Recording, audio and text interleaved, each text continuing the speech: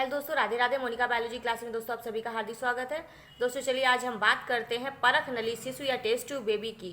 परख नली शिशु को हम टेस्ट ट्यूब बेबी कहते हैं। आपके पेपर में ये इंपॉर्टेंट क्वेश्चन के रूप में है, जिसमें से आपसे ये टिप्पणी करके क्वेश्चन पूछा जाता है कि परख नली शिशु या टेस्ट ट्यूब बेबी पर टिप्पणी लिखिए। इस तरीके से प्रश्न पूछा जाता है। या परख नली शिशु क्या है? परख नली शिशु यानी टेस्ट ट्यूब, यानी कि ट्यूब के अंदर बच्चा बनना, यानी कि टेस्ट ट्यूब एक कांच की नली है जिसके अंदर बेबी की क्या हो गई, बनने की प्रक्रिया शुरू हो गई, उसे हम कहते हैं परख नली शिशु। आजकल क्या हो रहा है, सहायक जनन प्रौद्योगिकी की सहायता से जो माता पिता ऐसे हैं जिनकी संतानें नहीं है या संतान प्राप्ति करने में उनको परेशानी हो रही है, उसके लिए आजकल लोग जो है टेस्ट ट्यूब बेबी का सहारा ले रहे हैं। इसमें क्या होता है, अगर पुरुषों में शुक्राणु कम बन रहे हैं, माता के अंदर या स्त्री के अंदर अंडाणु कम है यानी अंडा कम बन रहे हैं, अगर अंडा बन भी रहा है या निषेचन हो भी रहा है तो गर्भ में बच्चा जो है वो रुक नहीं रहा है, यानी कि बच्चेदानी कमजोर है, जिसकी वजह से क्या होता है, लोग परख नली शिशु की सहायता से बच्चा प्राप्त करते हैं। इसमें क्या करते हैं बेटा, नर का शुक्राणु और माता का अंडा दोनों लेकर के प्रयोगशाला में कृत्रिम विधि से दोनों का निषेचन करवा देते हैं। दोनों जब जुड़ जाते हैं तो इसको माता के शरीर में रख दिया जाता है, यानी कि बाहर निषेचन करा देना। बाहर निषेचन करा दिया शरीर से बाहर प्रयोगशाला के अंदर, और निषेचन करा के माता के शरीर में जो छोटा सा भ्रूण बना है, जाइगोट बना है, उसको क्या हुआ, माता के शरीर में रख दिया, जहाँ पर वो गर्भाशय के अंदर 9 महीने तक वृद्धि करता रहता है और माता क्या करती है, सामान्य रूप से बच्चे को जन्म देती है। इसमें यही होता है परख नली शिशु। देखिए मान लीजिए ये अंडा है और ये शुक्राणु है, इन दोनों को मान लीजिए टेस्ट ट्यूब, एक परख नली ले ली हमने, इस परख नली के अंदर दोनों को जोड़ दिया। दोनों जब जुड़ जाते हैं तो जाइगोट बन गया।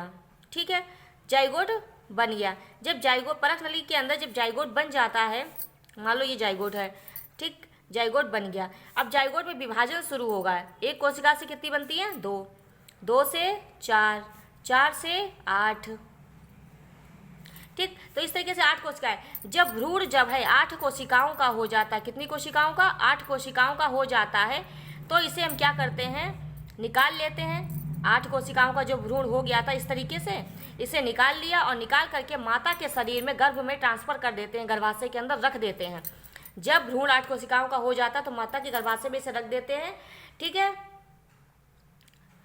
ठीक। तो 8 कोशिकाओं का हुआ। 8 कोशिकाओं से कभी कभी क्या होता है, ये 12, 32, 8 से कितनी बनती है, 32 कोशिकाएं, और 32 कोशिकाओं का हो गया।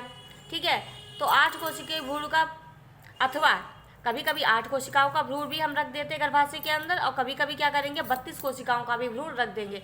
जब 8 से 32 कितना हो गया, 8 से 32 कोशिकाओं का जब भ्रूण हो जाता है तो माता के गर्भाशय में रख देते हैं, जहाँ पर माता क्या करती है, बच्चे को सामान्य रूप से जन्म देती है। ठीक है, चलिए देख लेते हैं इसे।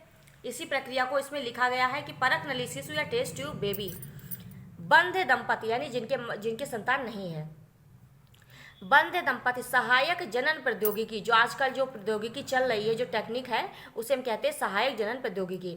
तो बंध दंपति सहायक जनन प्रौद्योगिकी की सहायता से संतान प्राप्त कर सकते हैं। ठीक, कुछ स्त्रियों में गर्भ नहीं ठहरता है, कुछ स्त्रियों में अंडाणु नहीं उत्पन्न होते हैं, अथवा पुरुषों के वीर्य में शुक्राणु कम होते हैं। इन कारणों से क्या होती है, बंधिता आ जाती है, यानी कि वो संतान प्राप्ति नहीं कर सकते, उनके अंदर कमी आ जाती है। ठीक है, सहायक जनन प्रौद्योगिकी की सहायता से स्त्रियों के अंडाणुओं का निषेचन उनके पति दाता के शुक्राणुओं द्वारा प्रयोगशाला में, ठीक है, क्या करेंगे, अंडा ले लिया स्त्री से और पति से क्या ले लिया, शुक्राणु ले लिया, दोनों का क्या करते हैं, प्रयोगशाला में कृत्रिम परिस्थितियों में क्या करते हैं, निषेचन करा देते हैं। ठीक है, प्रयोगशाला में कृत्रिम विधि द्वारा निषेचन करा देते हैं।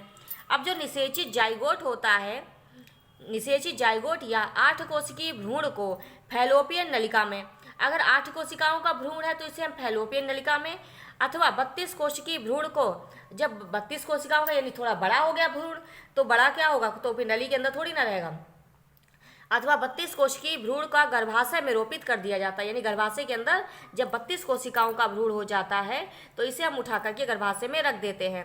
ठीक, गर्भावधि पूर्ण होने पर, गर्भ की अवधि यानी 9 महीने की अवधि पूरी होने पर स्त्री क्या करती है, सामान्य रूप से शिशु को जन्म देती है।